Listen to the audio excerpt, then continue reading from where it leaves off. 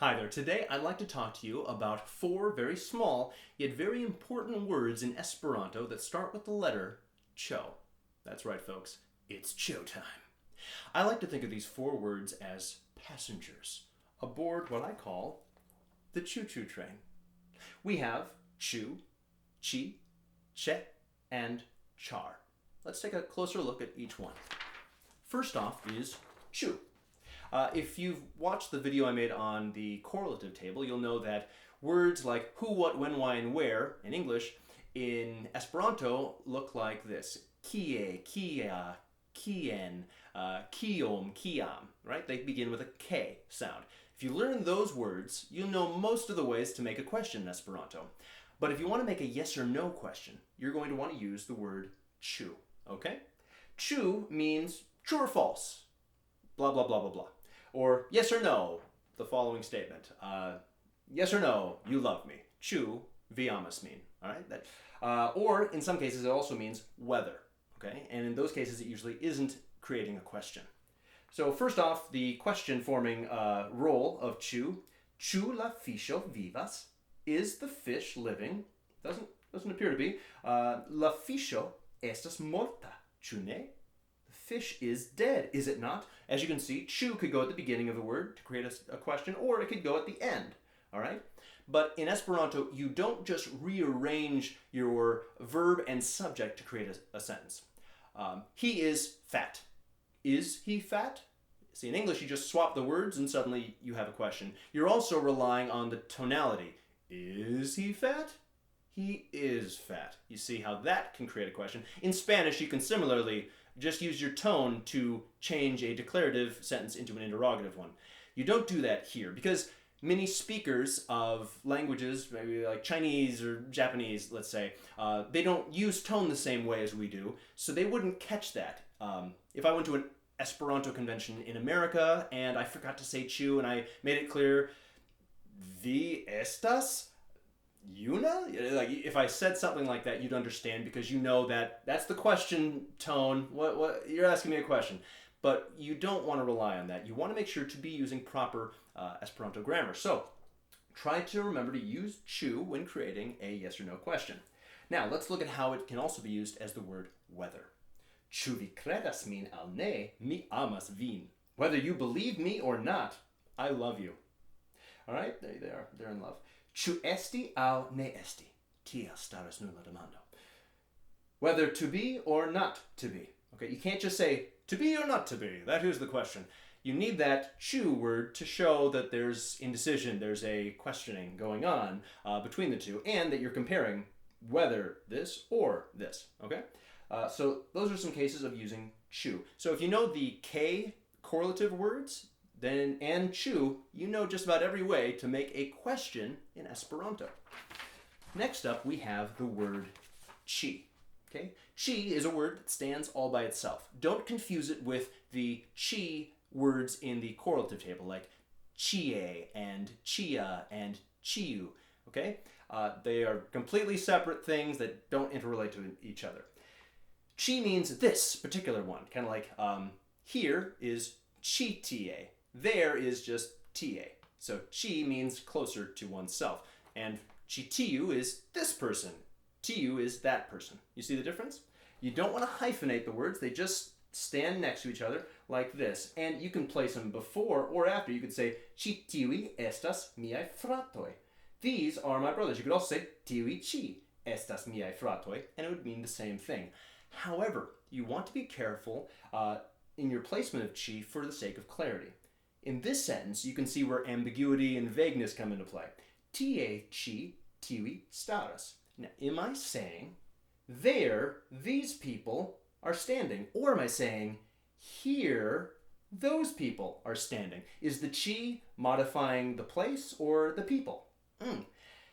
It's hard to tell other than using context. And you don't want to rely on context when you can avoid it. So it'd be best to restructure this sentence into one of these two to show your meaning. Here, it is definitely clear that chi tie means here. Chi isn't touching this word, so it can't be modifying it. So here, those people are standing, whereas here we say, there, these people are standing. See the difference? Very simple. way to remember things. All right. Ni iros tien ciare. We will go to that place this year.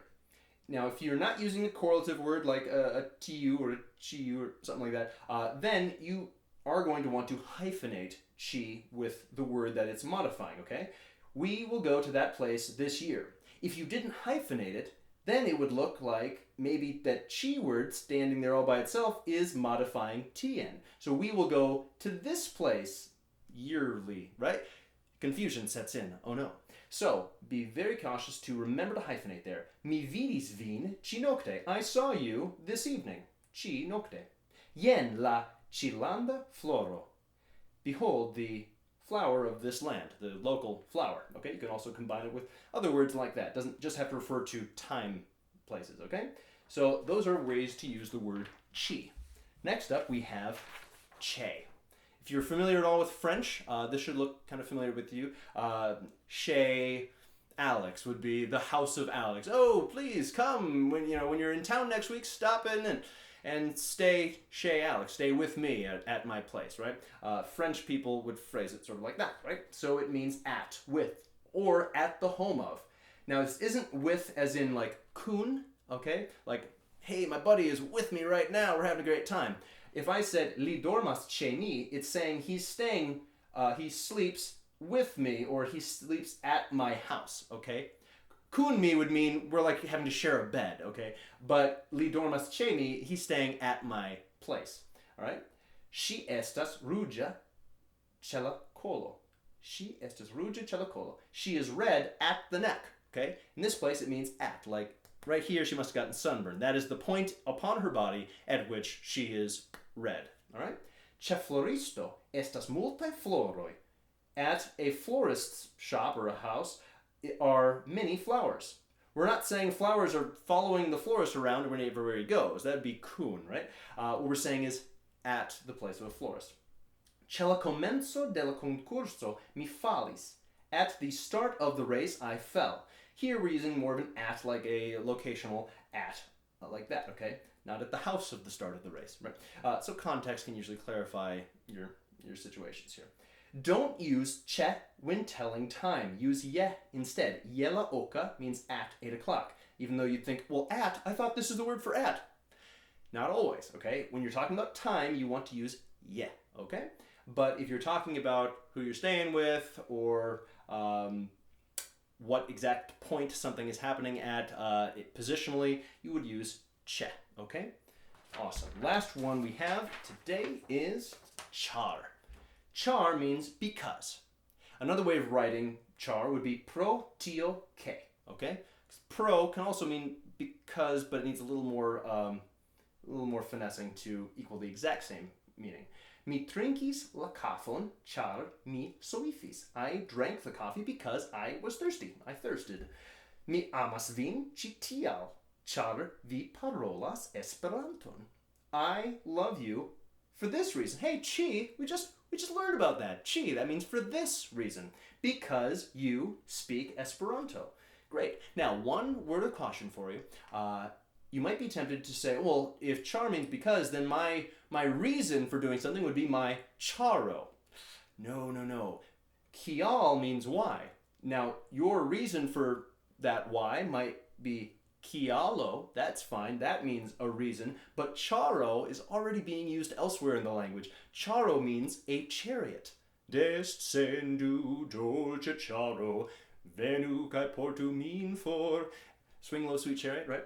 So charo means a chariot. So if you tried to fool around with the word char and do like chare or charoi or something like that, you're really talking about chariots and chariotly and chariot-like. So be careful not to mess with char. When you're saying the word because, you're just using it in this form and that's all that it means, okay? Kialoi are your reasons. I think I've given you enough guys to chew on for right now, so thank you for watching and have a wonderful day.